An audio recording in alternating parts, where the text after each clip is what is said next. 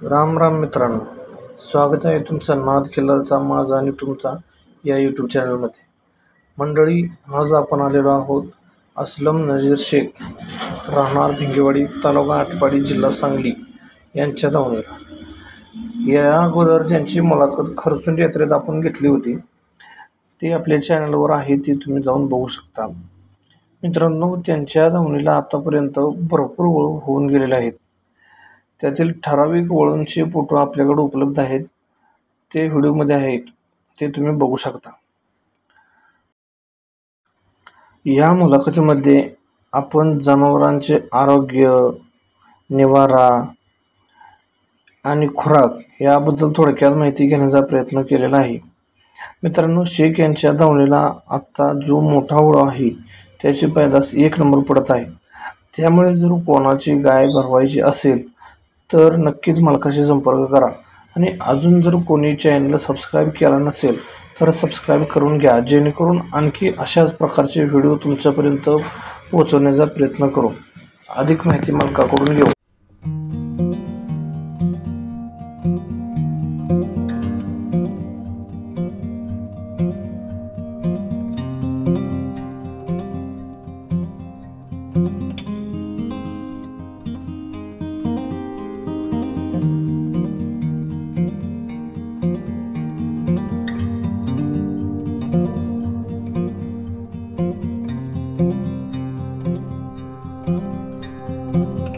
नमस्कार. तर नाव सांगा. माझे नाव असलम नजीर शेख, राहणार भिंगेवाडी, तालुका आटपाडी, जिल्हा सांगली. Mobile number 8888 44 14 88. अजून एक आहे 96 041 84 038. तुमचं गाव हायवेलाच आहे का? हां, हायवे लागूनच आपलं. आणि गोटा पण घरचे हायवेवर खाली 100 मीटर पुढे आले समोरच आहे आपलं. समोरच आहे. हां. बरं बरं बरं. सध्या आता ती पाठीमागे जी बैल आहे ते त्या काय वय आहे त्या बैलाचा? सध्या आता हे आपला 3.5-4 वर्षाचा बैल आहे आपला. बरं. आता कडदाती झालेला आहे. कडे झाले हां, आता. कडदाती झाला. बरं. आणि ते 2 नंबर आहे अलीकडला आहे ती उमराणी सोन्याची पैदास आहे.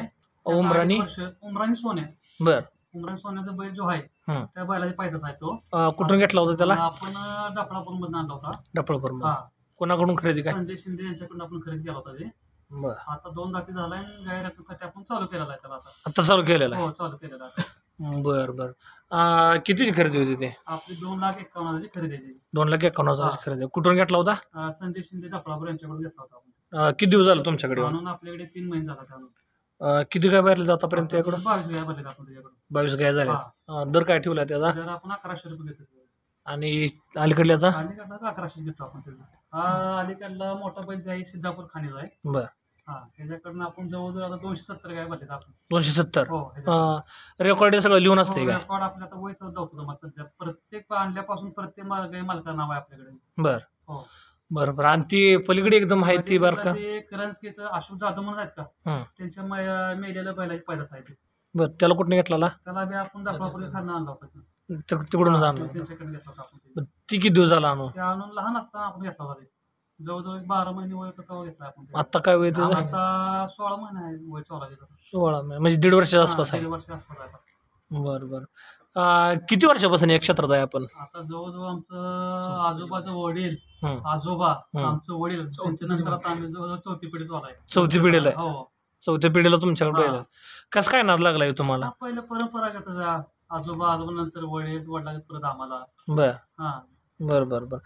आतापर्यंत तुमच्या दावणीला किती बैल झाले असतील? जवळजवळ 40-50 ओढ झालं गेले आपल्या दावणीला. 40 एक ओढ होऊन गेलं. बरं बरं बरं बरं बरं बरं.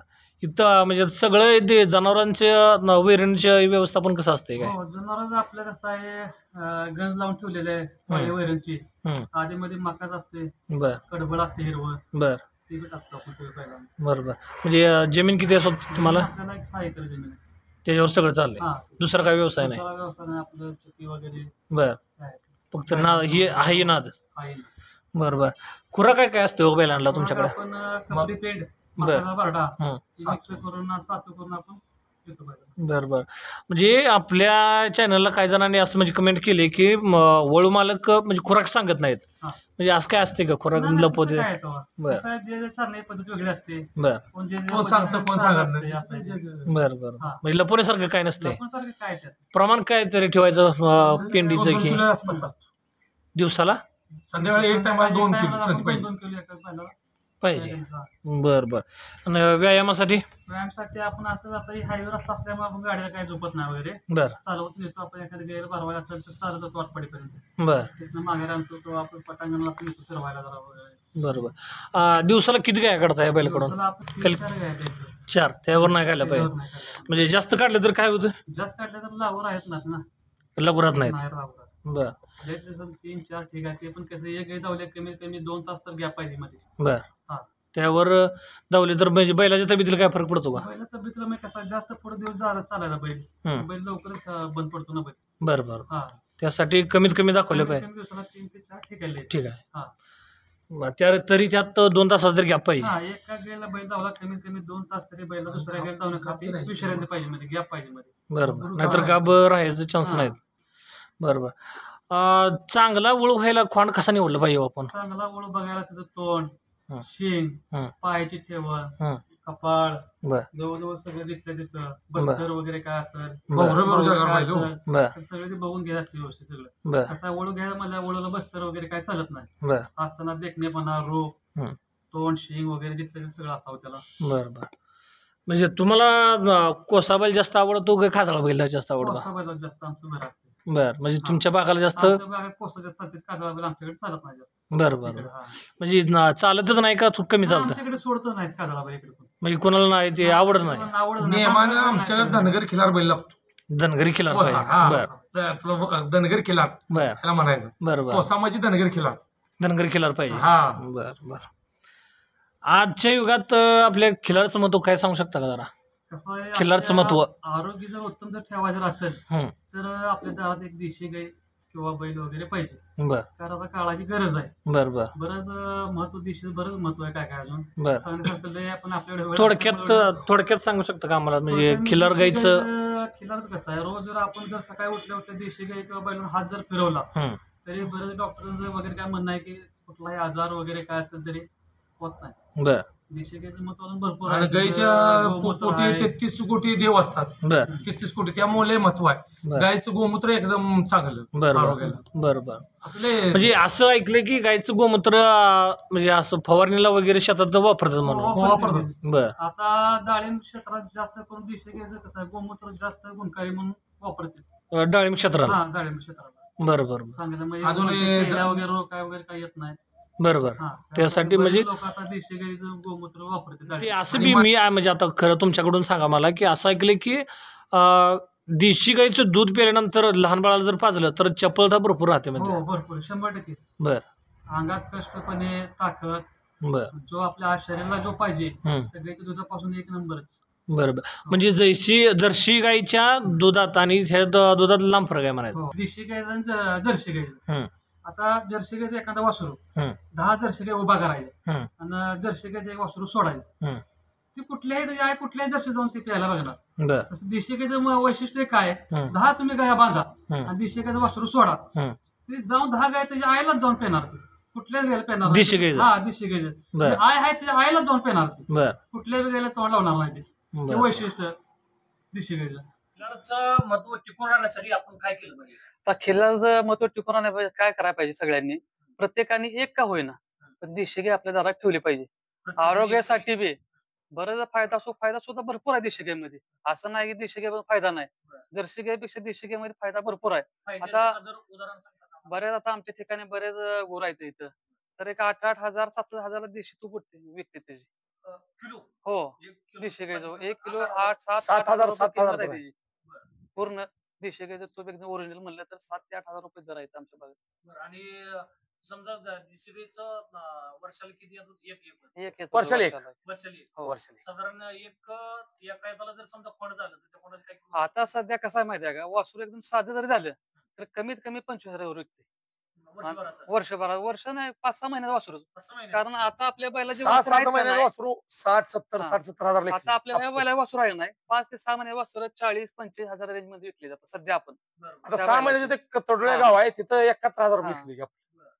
म्हणजे ह्या बैलाची पैदास पडायला पण चांगली. हो, एक नंबर पैदासला आम्ही कुठला बी माणूस कोण गैवाला आला तर 100% मग कुठल्याही सोडा तर आम्ही सोडतो. कारण मला पैदाशी आता आपल्या डोळ्यासमोर भरपूर आहेत पैदाशीच्या. बरोबर. हा आता हे आपल्याला बघायला भेटतील की पैदास. आता पैदास जवळजवळ सगळे विकले गेलेत. कालवडे 2-3 आहेत वगैरे येत आता बघायला म्हणलं तर. कालवडी भरपूर आहे. काय करता तुम्ही जनावरांची? शेत आपण कसं बांधले तर कुठलं एखादं कुत्रं वगैरे काही येऊ नये. आपलं जनावर आपल्या कसं चारी बाजूने आपलं संरक्षित असते ना. आपण समजूया लांबडे असो बिंबडे किंवा वगैरे. नसो तर आपले बैल आपल्या एका साईडला असते हे करते. त्यामुळे कसं आपण चारी त्यांना बंदच करून ठेवलेला आहे. समजा एखादी गाय वगैरे भुजार वगैरे आली काय झाले कसरा तोडला काय केलं तर पुढे वर जात नाही कुठे सुद्धा. बरोबर. काय असेल ते आतल्या आत. ही गाडी उतरायला ही हा गाडी उतरा वगैरे आपण धक्का केलेला आहे. बैलगाडी सोय केलेली आहे. समजा एखादी भुजार गाय आली तर आपण सगळे दावा सिस्टीम आहे सगळे केलेले आहे आपण इथं गायला.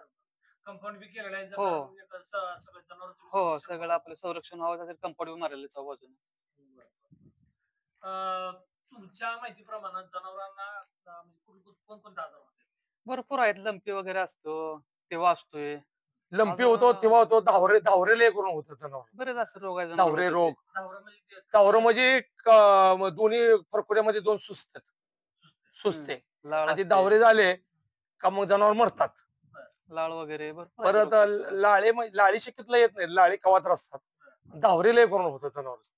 ती बी स्वच्छता नाही ठेवलं तर गोचिड बिचिड झाले तर गुचिड ताप आला तर धावरे होऊ शकतात. ती होऊ नये म्हणून काय केलं पाहिजे? त्याला म्हणून ते डोस असतात. डोस असतात. गोटा पण कायम स्वच्छ गोटा ठेवला स्वच्छ पाहिजे. स्वच्छता व्यवस्थित पाहिजे. जनावराला गुचिड वगैरे नाही झाली पाहिजे. मुतारी साठली नाही पाहिजे. कारण वास आला नाही पाहिजे. कमीत कमी आठवड्यातून एकदा तरी बैल चांगलं धुवून बिन काढलं पाहिजे. जनावरं त्याची निगा व्यवस्थित ठेवली पाहिजे. मग असं कदा आजारी पडण्याचं प्रमाण जरा कमी असते मग दिशेमध्ये. निगा फक्त व्यवस्थित ठेवली महत्वाचं आहे. जनावर हा. निघा पाहिजे. म्हणजे गाय जर एखादी भरली हा. आणि जर गायनं जर पलटी मारली हा. तर ती पलटी मारण्यामध्ये त्यासाठी काय केलं पाहिजे? पलटी मारून येण्यासाठी मग मेडिकल मध्ये औषध वगैरे असते. औषधं सांगता का? कन्सिऑन म्हणून औषध असते. बरं. ते बाटली गायला आपण जेव्हा बैल रेतन करतो ना रेतन केल्यावर लगेच पाजायचे. बरं. त्यामध्ये अजून क्वालिटी आहे. जायगोसर म्हणून एक औषध आहे. बरं. ते बी चांगलं आहे औषध. आणि ती मेडिकल झालं आपलं ह्याचं आपलं देशी औषध म्हणलं तर ती औषध म्हणत तर कापडाच्या गड्ड्या चारायच्या. कापूर जे असतो कापूर ना, चारायचं. चपातीमध्ये म्हणजे कापूर गर्भ शांत राहतो. थंड राहतो गर्भ. थंड राहतो. चपाती बरोबर हा हो. चपाती किंवा भाकरी बरोबर किंवा देशी म्हणलं तर मग रथाची वेल चालतं. हो रथाचा गोणवा असतो खालचा ते चारावा. त्यामुळं गाय गर्भ सोडत नाही. पलटी मारत नाही शक्यतो. हा नाही बा. जर समजा एवढं हे करून बी जर एखादी तुमच्याकडे गाय भरून गेली आणि ती जर पलटी मारली म्हणजे ते साधारण किती दिवसांनी पलटी मारू शकते ती? पलटी 21 नेमानं गाय वापरतो. नेमानं गाय. तरी आपण काय करतो दुसरे वळवाले वगैरे आहेत त्यांचं काय आपण काय नाव महिन्याची बोली असते. महिन्याची आम्ही बोली असते 2 नियमात महिने तशी. तरी आपण 2 महिन्यांनी जर आली एखादी गाय तरी आपण हायस जाऊन देतो बैल. मोफत मोफत हा. 2 महिने वर्षाला पैसे घे. नाही ते येण्या जाण्याचा खर्च जवळचा त्यांचा. असो किंवा किती जवळचा असो किंवा लांबचा असो सगळीकडे महिन्याभरची बोली असते. समजा 2 महिन्यांनी जर आली तर 2 महिन्यांनी आपण तसं जाऊन देतो. फक्त आणायचं काम त्यांचं करायचं. हा बरोबर आहे. शक्यतो जर गाब म्हणजे गाब जायसाठी त्यांनी जी तुम्ही मला औषधं सांगितली ती वापरावे चांगले. त्यांना 100% गाब राहते. 100% कापूर तर 100% चारावं. आतापर्यंत आम्ही जेवढे प्रयोग केलेत का नाही बऱ्याच गाय लागू राहिले. आमच्या आजोबापासून आमच्या वडिलापासून आहे कापूर चारावा. गायला महत्वाचं कापूर आणि रथाचं वेल एवढं. हे गाय गोसावी आता चालू आहे ऑफर मेडिकल मधलं. पण नेमानं आमच्या वडिलांपासून मी बघतोय रथाचं वेल किंवा कापूर ही पहिलं औषध आहे. पहिले जुने औषध दिशी औषध म्हणजे ही. त्यांना 100% गाय गाब रथाचं वेल तर 1 नंबर. गोनवा म्हणून असतो गानवा ते तर चारला तर गाय उलटतच नाही. माझ्याकडे एखादी गाय आहे हा. आणि ह्या येताला मी गायला जर तुमचा बैल दाखवला हा. तर त्याची जी होणारी जी कालवड समजा कालवड झाली त्या कालवडीला हीच बैल दावला पाहिजे का दुसरा बैल दावला पाहिजे? नाही हे कालवड दुसरा बैल लावतो. दुसरा बैल धावायचा. आता कसा त्या कालवडीचा वडील झाला नाही. बरं. त्यामुळे त्या ह्याच्या जी कालवडी जी होणार आहे त्या कालवडीला माझ्या मताने दुसरा बैल दाखवला पाहिजे भरवला पाहिजे. तसं काम करायला पाहिजे. कसं आहे ते मग रक्त बापला गट होतंय ना. सोडायचा. असं होतंय ना. नाही, ती तुम्ही म्हणताय ती बी बरोबर आहे पण रक्तगट म्हणजे काय म्हणतात ब्लड लाईन मध्ये हा change झाला ब्लड लाईन जरा चेंज झाला पाहिजे थोडंफार जरा. बरोबर. हा. जर ब्लड लाईन नाही चेंज केली तर काय होऊ शकतं? काय नाही होणार काय होत नाही, पण कसं आहे, शास्त्राप्रमाणे शेतकरी सोडायचं एखादं नसतं. कसं सोडायचं नसतं ना तसं. बरोबर. शेवट किती झालं ती मुलगीच झाली नाही ते. बरेच म्हणजे असं ब्लड लाईन मध्ये थोडा तरी बदल केला हा बदल केला पाहिजे. आता आम्ही कसं असतंय, आम्ही 2 वर्षाला 3 वर्षाला बैल जरा बदलत असतोय. बरं. कमीत कमी जुळून 1 वर्ष 2 वर्ष बैल आपल्याकडे असतील. बरं. त्याच्यावर कसं आपण सगळं ब्लड लाईन जरा चेक करत असतो. आपण जरा थोडं बदल असतो आपल्याकडे जरा. म्हणजे प्रत्येक वेळेला ब्लड लाईन हा चेंज केली पाहिजे. चेंज केले पाहिजे जरा. तेच तेच वारंवार भरवलं नाही पाहिजे बैल. धरलं पाहिजे. हा त्यामुळे ह्याच्यामुळं नवीन हा. म्हणजे नवीन म्हणजे जी होणारे बैल पैदास बी जरा चांगले होते जरा. चांगली पडली पाहिजे. कसा ह्या वेळ चांगला जर पुढल्या वेळी अजून एखादं बदलून झालं तर पैदास मध्ये थोडा जरा बदल होतो जरा. हा. वारंवार Bloodline एक हा होऊ शकत एकच हा म्हणजे थोडक्यात माणसाचं असते तसं हा. जनावरांचं असं. हो हा. मुलाखत दिल्याबद्दल तुमचं धन्यवाद. अजून एकदा तुमचं नाव आणि नंबर सांगा. माझे नाव असलम नजीर शेख, राहणार भिंगेवाडी, तालुका आटपाडी, जिल्हा सांगली. Mobile number 88 88 44 14 88. धन्यवाद. धन्यवाद.